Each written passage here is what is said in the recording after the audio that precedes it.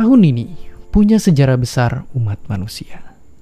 Kita berhasil memusnahkan penyakit cacar yang udah ngebunuh ratusan juta orang sejak zaman Mesir kuno.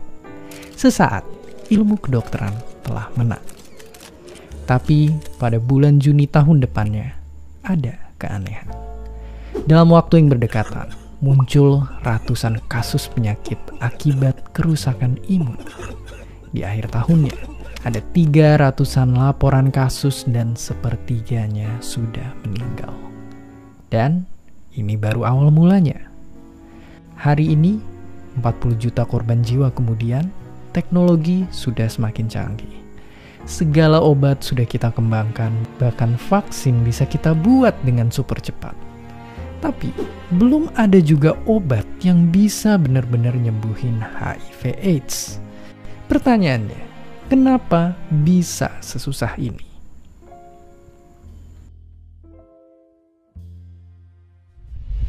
Simpelnya banget, ini karena virus HIV itu jago di banyak hal. Jago ngebajak, jago ngumpet, dan jago bermutasi. Semua ini dia lakuin dengan nyerang pasukan penjaga tubuh kita, para sel imun. Oke, nggak usah pakai bahasa ribet. Coba bayangin gini. Jadi kayak pasukan perang, sel imun kita itu ada banyak jenisnya. Mereka kerjasama biar makin kuat ngelawan para kuman penjahat. Salah satunya dia ini, komandan yang tugasnya ngegerakin pasukan jenis lain buat nyerang lawan. Nah, sayangnya HIV nyerang sel komandan ini. Dan karena sang komandan tumbang, tubuh jadi nggak tahu lagi kalau ada yang nyerang. Ibarat kena sergap, tentara tubuh jadi kalah. Tapi emangnya gimana mereka bisa ngalahin pasukan perang kita segampang itu? Oke, simpelnya banget, HIV itu punya kunci yang pas untuk buka gerbang masuk ke sel komandan imun kita. Kalau udah masuk, dia akan ngebajak sel kita dan nyelipin resep genetik dirinya sendiri. Ini bikin si virus makin beranak pinak dan sel imun kita juga jadi rusak. Makanya penderita HIV bisa sakit parah cuma gara-gara batuk atau pilek.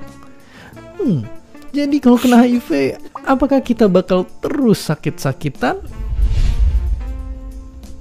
Jawabannya enggak juga. Karena bayangin, infeksi HIV itu ada 3 tahap. Ringan, sedang, dan berat alias AIDS.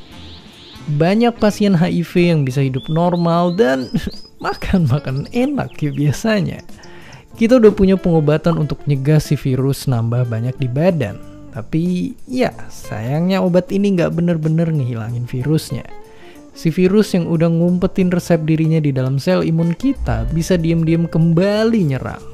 Dan karena HIV juga terus-terusan bikin varian baru, obat yang diminum juga bisa ikut ganti-ganti. Dan mesti terus diminum selama seumur hidup. Gila banget. Ya, HIV punya trik buat ngelemahin tentara kita. Tapi tentunya kita nggak mau kalah. Sampai sekarang udah pernah ada juga yang dinyatain bebas seutuhnya dari sang virus. Ilmuwan juga nemu senjata perlawanan baru berupa vaksin mRNA. Dimana vaksin ini ngajarin pasukan imun kita untuk bisa ngenalin dan nyerang HIV alias ya simpelnya cara kerjanya kayak guru. Tubuh kita itu aslinya udah punya tentara dan senjata yang lengkap, tapi tiap ada musuh yang baru, mereka mesti diajarin dulu untuk bisa ngelawan. Ahli satu ini bahkan bilang kalau vaksin jenis ini adalah obat masa depan. Dan semoga ini bukan cuma janji manis kayak politikus. Ya, HIV/AIDS memang belum ada obatnya. Tapi para ilmuwan juga nggak berhenti banting tulang buat nemuinnya. Jadi sambil nunggu keajaiban itu jadi nyata, seenggaknya kita bisa ikut melawan mitos-mitos soal HIV di luar sana. Jangan juga mandang orang-orang yang hidup dengan HIV cuma sebelah mata. Karena semoga suatu hari nanti nasib HIV/AIDS bisa kayak cacar smallpox, musnah tanpa sisa. Dan seperti biasa, terima kasih.